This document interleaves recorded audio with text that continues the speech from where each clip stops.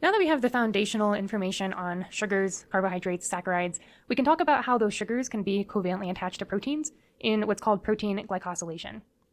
So when we have those carbohydrates covalently linked to proteins, that's called a glycosylation. Those carbohydrates can be linked to only a certain set of amino acids. That includes asparagine, serine, and threonine, and that's it.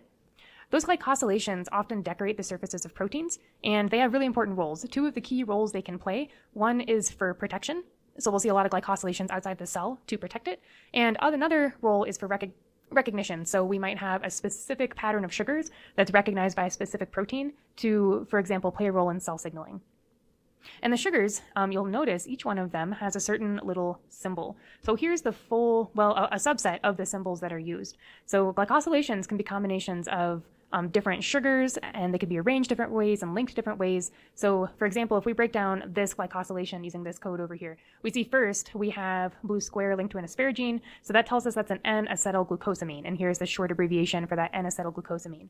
That's connected through a beta-1,4 linkage to another N-acetylglucosamine, which is then connected to a green circle, which is a mannose. Here's the structure for mannose. And again, you'll notice the differences between these sugar structures are very subtle, right? It can be as different as changing the chirality of one carbon in the sugar. That mannose is linked to 3 other sugars, and you can tell that there's a lot of different sugar options here. So again, you can get a really complex combination of glycosylations by using different sugars, different branches, different linkage types. You don't need to know these symbols and know what sugar they stand for, but I want to just show you how to read those these diagrams with the different colors and shapes and symbols. Okay, so there's 2 types of glycosylations. One is called an O-linked glycosylation, which is anytime a carbohydrate is attached to the oxygen atom for a serine or a threonine. So here is a serine, free amino acid. Here's the hydroxyl that's part of the R group. Here's that same serine, this time in a polypeptide chain. Here's our R group, and you can see here's that same oxygen. So that oxygen can be used to link a sugar. So this happens for serine, and it happens for threonine, and those are the amino acids that can undergo O-linked glycosylation. We also have N-linked glycosylation, which is when our carbohydrate is attached to a nitrogen atom of an asparagine. And asparagine is the only amino acid that does the N-linked glycosylation. So as a reminder, here's the structure of our free asparagine, our carboxylic acid, our amine, and then all of this is our side chain right here. And here's the nitrogen that's going to get attached. So taking that asparagine, we'll flip it around. Here's the side chain, and here's the nitrogen we're interested in. And then there's our sugar. So that is an N-linked glycosylation.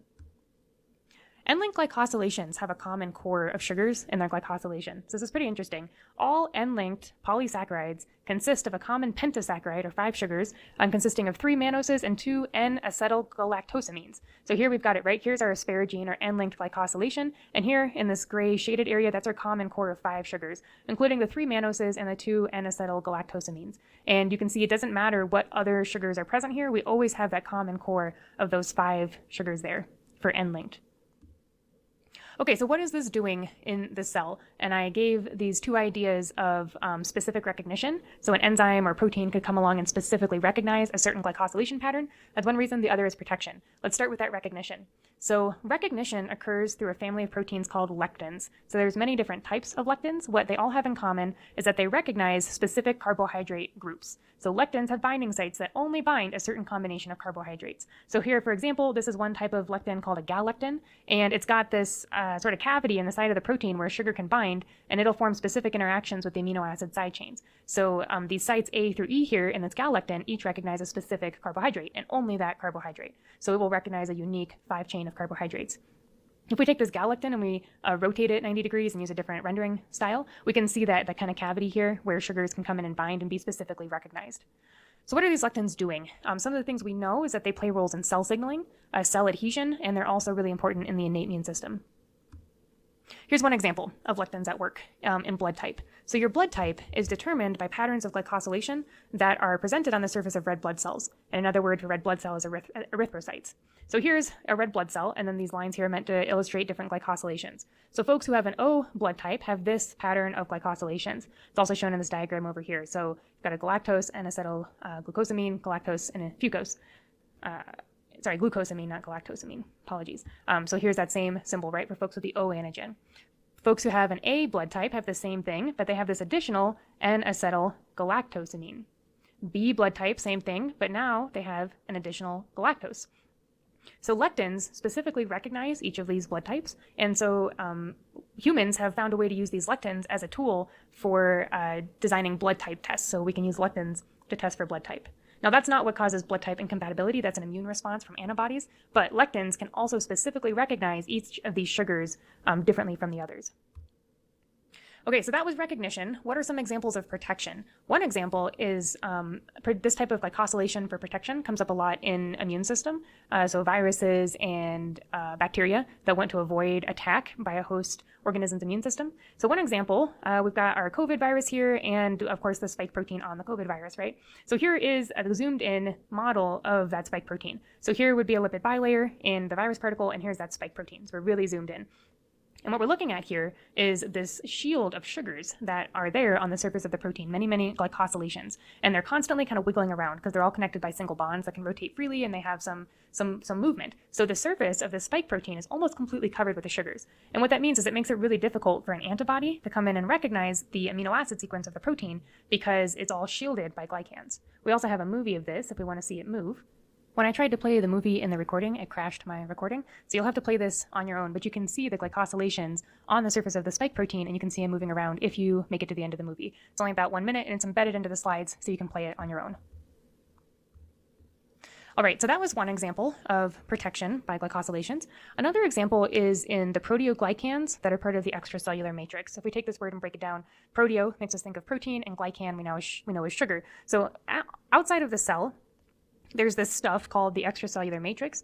It's made out of a lot of different things. One of them is collagen, like you see right here. Another key part of the extracellular matrix is our proteoglycans. So here's an example of a proteoglycan, and there's a network of these coating the surface of the cell. They help protect the cell, and they also help lubricate it as it moves against other cells. So what is that proteoglycan made out of? So it's a protein attached to glycosaminoglycans, and those glycosaminoglycans make up 95% of the proteoglycan by weight. So the glycosaminoglycans are repeating units of a specific disaccharide. So if we look at this structure here, here's our plasma membrane, the core protein or polypeptide sequence, and then we see these glycosaminoglycans, so specific sugar patterns that extend out of the core protein. So this is another example of glycans that protect the cell.